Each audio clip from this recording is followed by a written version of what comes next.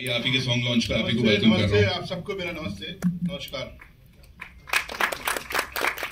जैसा मैंने कहा सब, it's an honour you know when Rahman साहब इज हियर, आप यहाँ पे हैं और ये करने के लिए मुझे बताइए, सबसे पहले अगर फिल्म की मैं बात करूं, was it a very tough choice for you इस फिल्म को बनाना?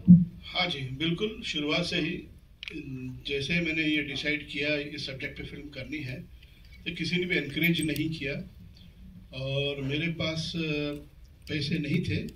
सिर्फ एक ही इन्वेस्टमेंट था, वो था सच्चाई, ट्रुथ।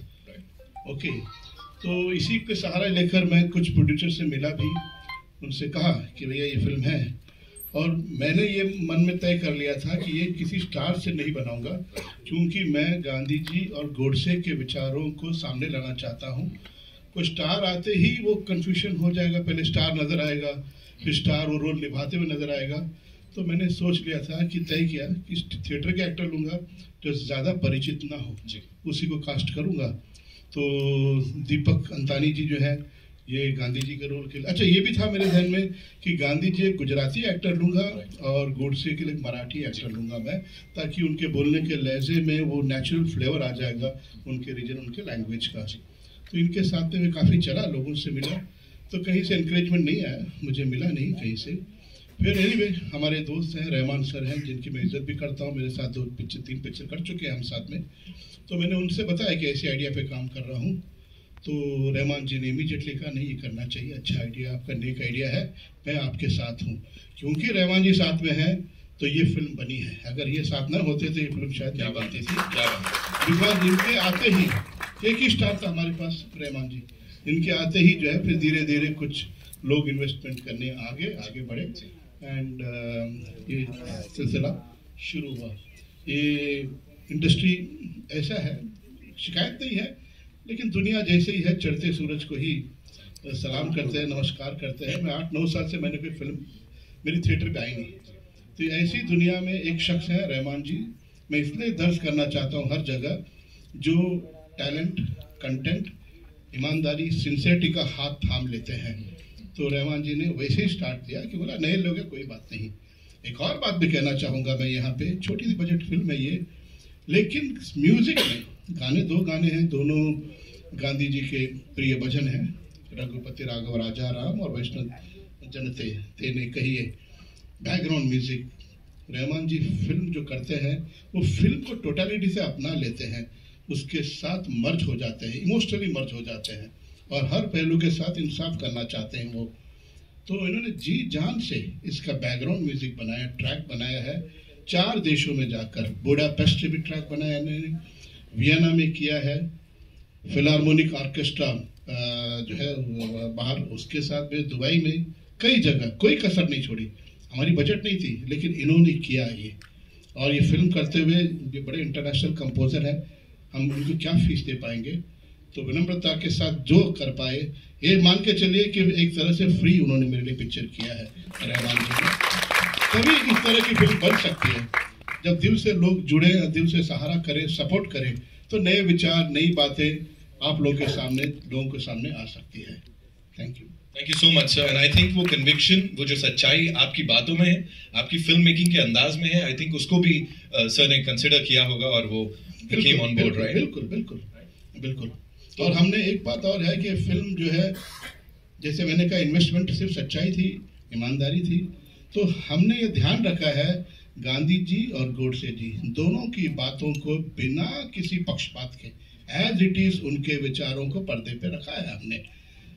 कहीं भी मैंने किसी तरह पार्शल नहीं किया, पहले तय कर लिया था कि वो काम नहीं करना है दोनों को, तो वो चीज़ हमने रखी है। तो मैं लोगों से भी रिक्वेस्ट करूंगा, ये फिल्म जब भी देखें, ज़रूर देखें, बिना किसी माइंड बनाए हुए, ओपन माइंड के साथ देखेंगे। और जिन लोगों ने देखी है, इवन सेंसर भी, फिल्म में सेंसर 2 बार हुई और इतने खुश हुए थे, हमें क्लीन यू सर्टिफिकेट दिया सेंसर वालों ने, और ये भी सलाह दिया उन्होंने कि ये फिल्म स्कूल कॉलेजेस में दिखाई जानी चाहिए फिल्म। तो that is what I will say. Concept भी सर बहुत अलग है और वो विचारधाराओं की लड़ाई है। ऑफ कोर्स एक डायलॉग शुरू हुआ है इसके साथ, मैं कहूँगा डिबेट से ज्यादा बढ़ के एक डायलॉग शुरू हुआ है, जहाँ पे हर कोई अपनी बात रख रहा है कि मैं किससे रिलेट करता हूँ, कैसे करता हूँ। बिल्कुल बिल्कुल, बहुत जरूरी है, डायलॉग बहुत जरूरी है, वरना हमारे सोसाइटी में एक बेचैनी है, इम्पेशेंट है लोग। अभी जैसे ट्रेलर ही लॉन्च हुआ है, ट्रेलर का पर्पस क्या होता है कि लोगों में एक उत्सुकता पैदा करे, एक जिज्ञासा हो कि भाई क्या होगी पिक्चर। उसी से लोगों ने राय बनाना शुरू कर दिया कि हमने शायद गांधी जी को रन डाउन किया है या गोडसे को ग्लोरीफाई कर रहे हैं, और कुछ शहरों में मेरे पुतले जलाए गए हैं, इसके अगेंस्ट में लोग धमकियां दे रहे हैं कि जहां चलेगी थिएटर जला देंगे। ये सब ठीक है, और दावा करते हैं कि वो गांधी जी के भक्त हैं। ये मुझे बड़ा अजीब लगता है। गांधी जी को मानने वाले ये कह रहे हैं कि थिएटर को आग लगा देंगे, आदमी को जला देंगे, लाठी वाठी लेके सड़क पर उतर आए हैं, तो अजीब लगता है मुझे। तो मैं उनसे भी ये विनम्र और से निवेदन करूंगा उनसे कि कृपा करके फिल्म तो देखें। फिल्म देखने के बाद में वो शांत हो जाएंगे और मुझे यकीन है वो खुश भी हो जाएंगे पिक्चर देखकर। Sure, sir, and all of us are sure of that. 26 January is when the movie releases. आपके नजदीकी सिनेमा घर में आप देखेंगे, I'm sure। इसको हार्ड सेलिंग की जरूरत नहीं है। यहाँ पे on that note would like to invite on stage, of course, जैसे सर ने कहा, the superstar. Sir, would you like to? नहीं, बिल्कुल, मैं रहमान जी से आग्रह करूंगा कृपा करके वो मंच पे आए। और मेरे एक ही स्टार हैं, ये आर रहमान जी, और मेरे नहीं पूरे विश्व में म्यूजिक में भी वही एक स्टार है। Ladies and gentlemen, Mr. A.R. Rahman. जोरदार तालियां हो जाए please for the legend who's here with us.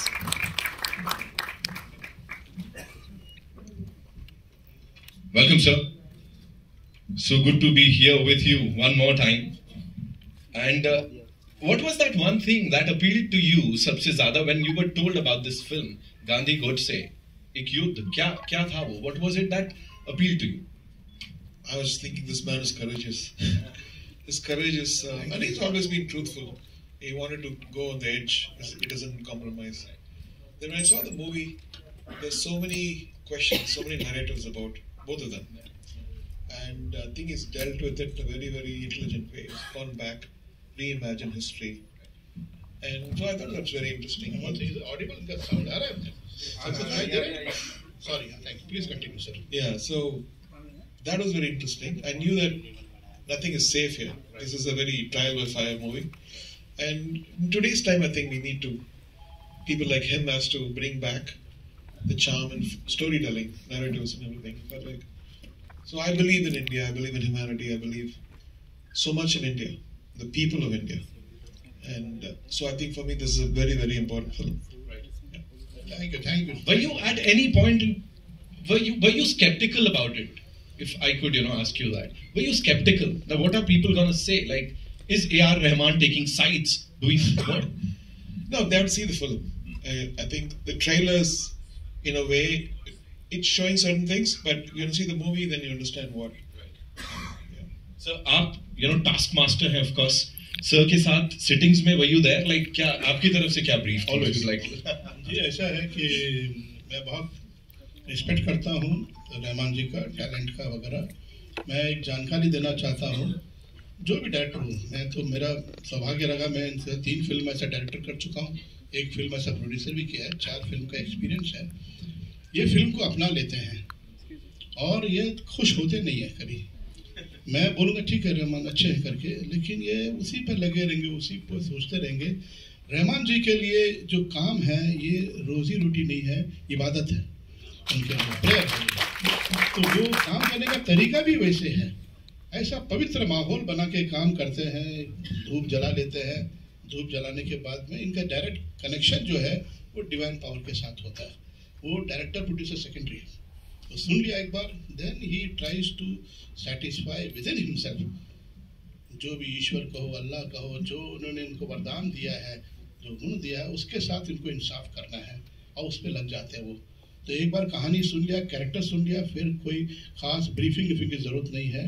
उनका नॉलेज इतना ज़्यादा है, जितना हमने सोचा है उससे वो ज़्यादा ही देंगे, और उसके बाद भी तृप्ति नहीं होती इनको।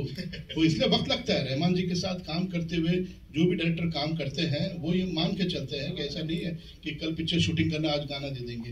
उनको जब तक तसल्ली नहीं होगा वो उसको जमाते रहेंगे, ठीक करते रहेंगे। तो ये ऑनेस्ट टू हिज वर्क, जैसे मैंने कहा, उनके लिए काम इबादत है, तो उसके साथ बेईमानी नहीं करते हैं। इसीलिए इनकी तरक्की हो रही है। Every day is going ahead, नई नई चीज क्रिएट करते रहते हैं ये। Thank you for sharing that, and we